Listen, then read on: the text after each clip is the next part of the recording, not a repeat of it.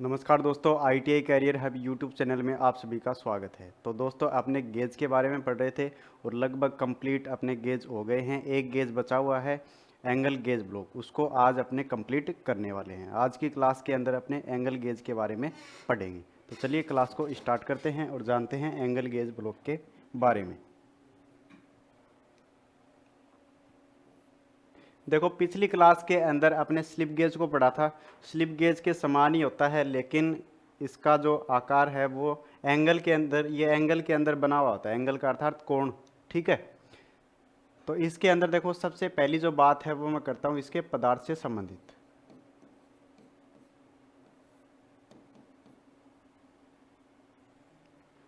तो देखो, जो अपना एंगल गेज ब्लॉक होता है ये एलॉय स्टील का बना हुआ होता है। किससे निर्मित रहेगा भाई? एलॉय स्टील से।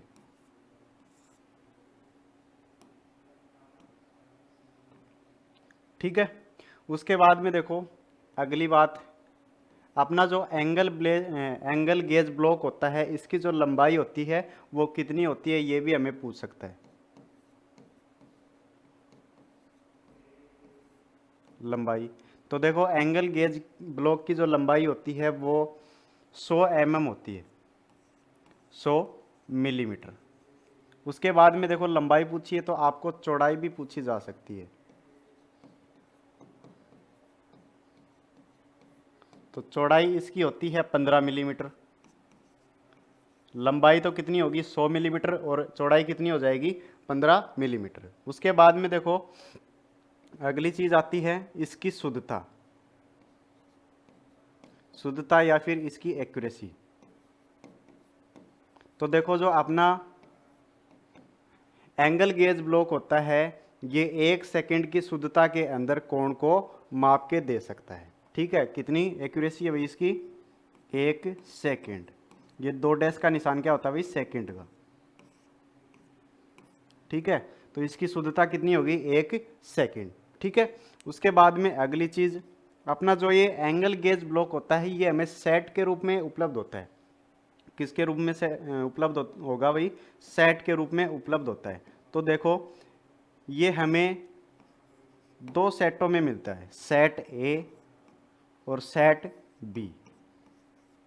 ठीक है। क्या क्वेश्चन बना है यहाँ पे? एंगल गेज ब्लॉक किसके रूप में उपलब्ध होता है भाई? सेट के रूप में उपलब्ध होता है। और इसके कितने सेट होते हैं भाई? 2 सेट होते हैं। कौन कौन से? सेट ए और सेट बी।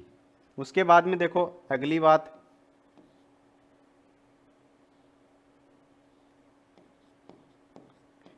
देखो, सेट ए में आपको पूछ लिया जाए कि ये सेट ए के अंदर एंगल गेज ब्लॉक के कितने ब्लॉक होते हैं या फिर कितने टुकड़े होते हैं, तो आपको क्या बताना भाई? सेट ए के अंदर 13 ब्लॉक होते हैं। कितने ब्लॉक रहेंगे? 13 ब्लॉक। इसी प्रकार आपको सेट बी के बारे में पूछ सकता है। सेट बी के बारे में आपको ध्यान में रखना है, सेट बी के अंदर एंगल गेज ब्लॉक के 12 ब्लॉक होते हैं। कितने ब्लॉक? 12 पीस होते हैं। ठीक है। ए के अंदर तो 13 पीस और बी के अंदर 12 पीस होते हैं। ठीक है। उसके बाद में देखो,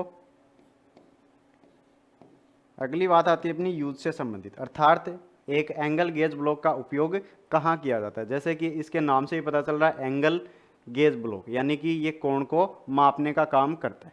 तो देखो, यूज से संबंधित मैं लिखता हूँ, मशीन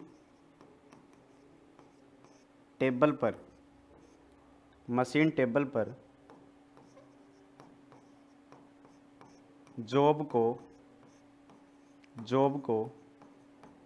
किसी किसी कोण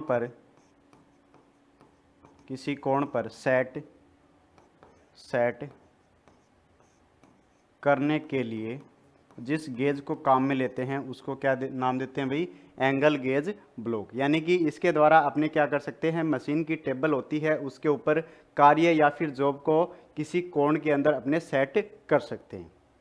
यूज से संबंधित दूसरी बात मैं इस प्रकार से भी लिख सकता हूं, कोणीय मापन। कोणीय मापन करने के लिए जिस गेज को काम में लेते हैं उस गेज को क्या कहते हैं भाई, एंगल गेज ब्लॉक। अर्थात एंगल गेज ब्लॉक को अपने कोणीय मापन के लिए यूज करते हैं। ठीक है, तो ये बात हो गई इसके यूज से संबंधित। और अपने आगे बढ़ते हैं और आगे देखते हैं इससे संबंधित बात।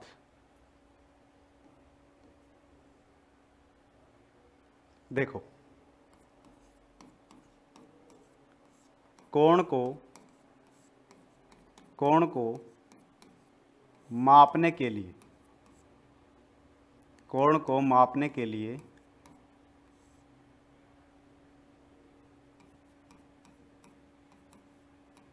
Angle gauge block, angle gauge block को रिंगिंग विधि द्वारा जोड़ा जाता है।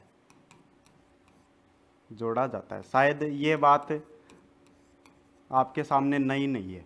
ठीक है, क्योंकि पिछली जो अपनी क्लास थी वो स्लिप गेज की थी और स्लिप गेज के अंदर मैंने आपको इस रिंगिंग शब्द का अर्थ बताया था। क्या बताया था कि दो स्लिप गेज को आपस में जोड़ने की जो क्रिया होती है उसी को क्या बोलते हैं भाई, रिंगिंग बोलते हैं। और स्लिप गेज के समान ही अपने एंगल गेज ब्लॉक होते हैं, बस अंतर ये है कि ये एंगल के अंदर बने हुए होते हैं। तो इनको भी अपने मापन के समय आपस में जोड़ते हैं। और किस विधि के द्वारा जोड़ते हैं भाई, उस विधि को क्या नाम देंगे, रिंगिंग नाम देंगे। ठीक है, तो दो पीस को आपस में जो जोड़ने की क्रिया है उसी को ही रिंगिंग बोला जाता है। ठीक है, उसके बाद में अगली बात देखो,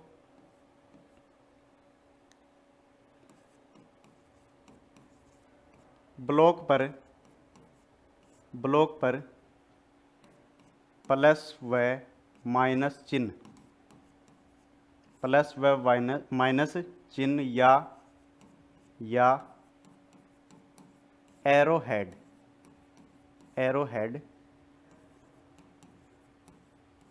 बने होते हैं। क्या बात लिखी है कि जो अपने एंगल गेज ब्लॉक होते हैं इसके ऊपर या तो प्लस, एक सिरे पर प्लस दूसरे सिरे पर माइनस, या फिर एरो हेड बने हुए होते हैं। ठीक है, जो कि क्या दर्शाते हैं भाई, जो धनात्मक व ऋणात्मक, धनात्मक व ऋणात्मक ढाल को दर्शाते। अर्थात इसका क्या मतलब हुआ, देखो जो अपने एंगल गेज ब्लॉक होते हैं वो कुछ इस प्रकार से रहते हैं। एंगल के अंदर है, नाम ही एंगल ब्लॉक है तो ये एंगल के अंदर रहेंगे। ठीक है, ये इस प्रकार से एक एंगल ब्लॉक का टुकड़ा है। ठीक है, ये यहाँ पे मैंने लिख दिया इसकी 3 डिग्री। और मैंने क्या लिखा है कि यहाँ पे इसके ऊपर क्या लिखा हुआ भाई, प्लस या फिर माइनस लिखा हुआ होता है। तो देखो इसके अंदर आपको इस प्रकार से मिलेगा, इधर ये वाला जो सिरा ये प्लस वाला, ये माइनस वाला, ताकि इनकी हेल्प से हम इसको आपस में जोड़ सकें। ठीक है, इसी प्रकार दूसरा एंगल ब्लॉक आपको इस प्रकार से मिल सकता है, इस प्रकार से एरो हेड मिल सकता है। जो इसका खुला मुंह है इसका मतलब ये प्लस है और इधर की तरफ माइनस है। ठीक है, तो ये हो गया अपना एंगल गेज ब्लॉक। छोटा सा टॉपिक है और इसी के साथ अपना जो गेज वाला टॉपिक है वो यहीं पर समाप्त हो जाता है। आशा करते हैं ये आपको समझ में आ गया होगा। अगर इससे संबंधित आपका कोई क्वेश्चन हो, कोई डाउट हो तो आप कमेंट के अंदर पूछ सकते हो। आज के लिए बस इतना ही, मिलते हैं नेक्स्ट वीडियो में। धन्यवाद।